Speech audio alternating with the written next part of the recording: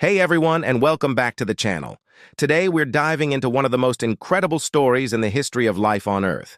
How did ferocious dinosaurs transform into the birds we see chirping outside our windows?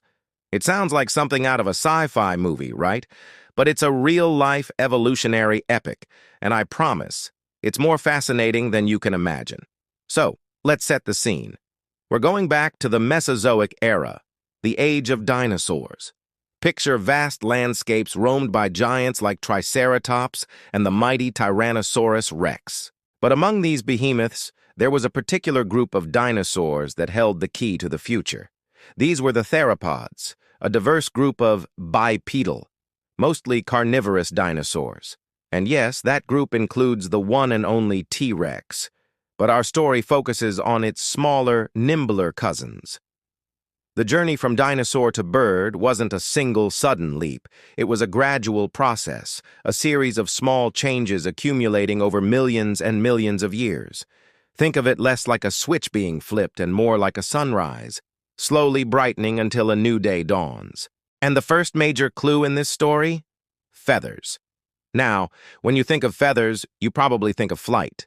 But the earliest feathers had nothing to do with getting airborne. Fossils discovered in China, in places like the Liaoning province, have been a game changer. They've shown us a whole menagerie of dinosaurs covered in primitive feathers. These weren't the complex aerodynamic feathers of a modern eagle. They were simple hair-like filaments, almost like fuzz or down. Dinosaurs like Sinosauropteryx were covered in this stuff. So why have them? The leading theory is for insulation. Just like a mammal's fur or a modern bird's downy coat, these early feathers helped these dinosaurs regulate their body temperature, keeping them warm in a world with fluctuating climates. They might have also been used for display, to attract mates or intimidate rivals, with flashy colors and patterns. As time went on, these simple filaments evolved. They became more complex, branching out and forming more structured shapes. We see dinosaurs like Caudipteryx, which had symmetrical veined feathers on its arms and tail. They looked a lot more like modern bird feathers. But because they were symmetrical, they weren't great for generating lift. They were probably still all about display, like a prehistoric peacock's tail.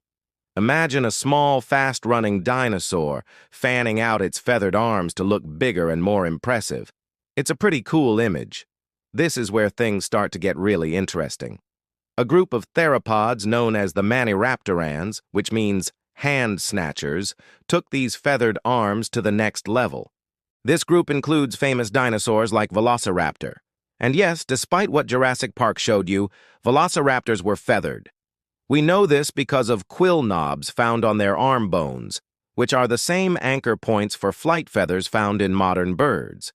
Their feathers were becoming longer, more complex, and crucially, asymmetrical. What's so special about asymmetrical feathers?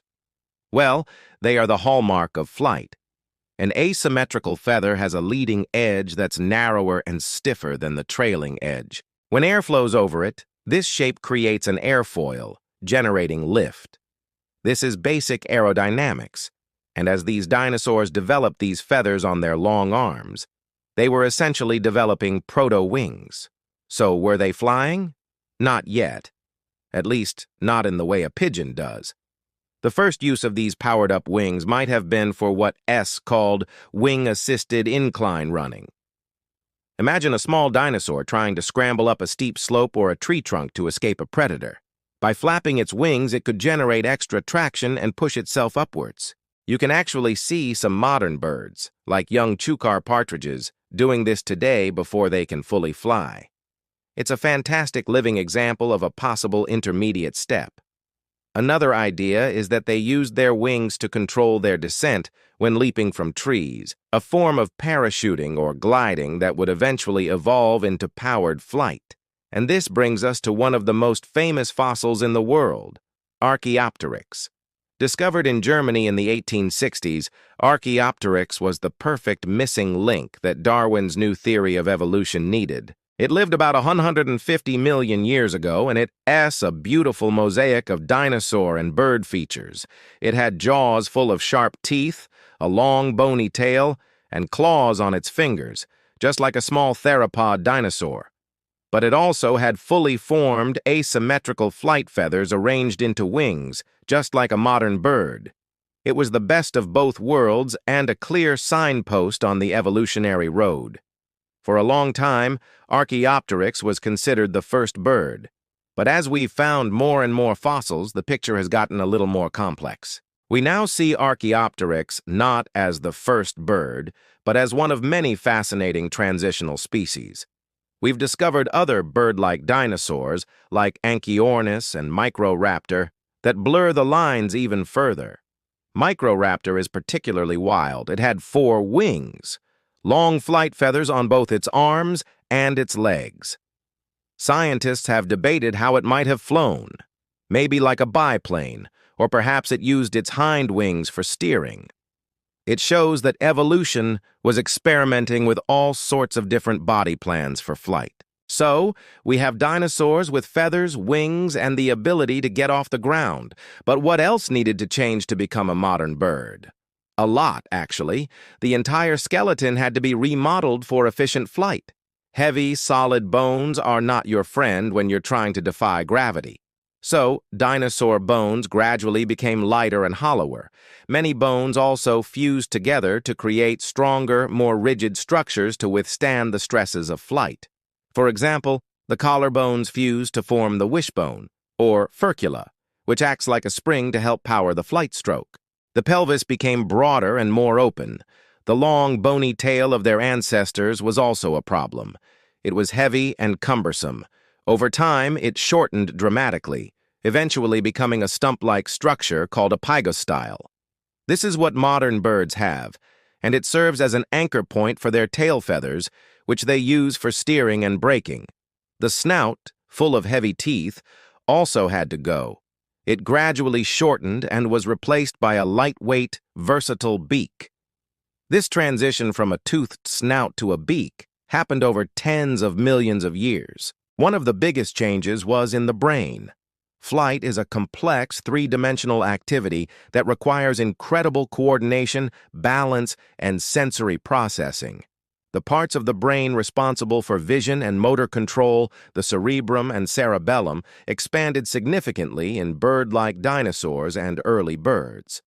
Their eyes also got proportionally larger, giving them the sharp vision needed to navigate the skies and spot prey or predators from a distance. So you have this gradual accumulation of traits: feathers for insulation, then display, then flight. Bones becoming light and hollow, tails shortening, beaks replacing teeth, and brains getting bigger. There wasn't a single moment where a dinosaur laid an egg and a bird hatched out. It was a seamless transition, with each generation being slightly more bird-like than the last. Then, about 66 million years ago, disaster struck. A massive asteroid slammed into the Earth, leading to a mass extinction event that wiped out about 75% of all species on the planet, including all the non-avian dinosaurs. The giants like T-Rex and Triceratops were gone forever, but some of the dinosaurs survived. These were the early birds. Why did they make it when their larger relatives didn't? There are a few theories. Their small size was a huge advantage. They needed less food to survive in a devastated world. Their ability to fly would have allowed them to travel long distances to find pockets of safety and resources. And their beaks, which had evolved to eat a variety of foods like seeds, insects, and fruit, were much more versatile than the specialized diets of many larger dinosaurs. When the forests were destroyed, being able to eat seeds buried in the soil could have been the key to survival. After the extinction, with the big dinosaurs gone, the world was wide open. The surviving birds diversified incredibly rapidly, filling the empty ecological niches. This is what's known as an adaptive radiation. From these humble, resilient survivors came the explosion of bird diversity we see today. Over 10,000 species, from tiny hummingbirds to giant ostriches, penguins that swim the oceans, and eagles that soar in the mountains. So, the next time you see a pigeon on the street or hear a sparrow singing, remember you're not just looking at a bird. You're looking at a living, breathing dinosaur. You're seeing the legacy of a 150 million year journey from earthbound theropods to masters of the sky. It's one of evolution's greatest success stories, a tale of survival, adaptation, and transformation written in the language of fossils and DNA. Dinosaurs never truly went extinct. They just learned to fly. Thanks so much for watching. If you found this journey back in time as amazing as I did, make sure to hit that like button and subscribe for more deep dives into the history of life. Let me know in the comments what your favorite bird or dinosaur is. Until next time, stay curious.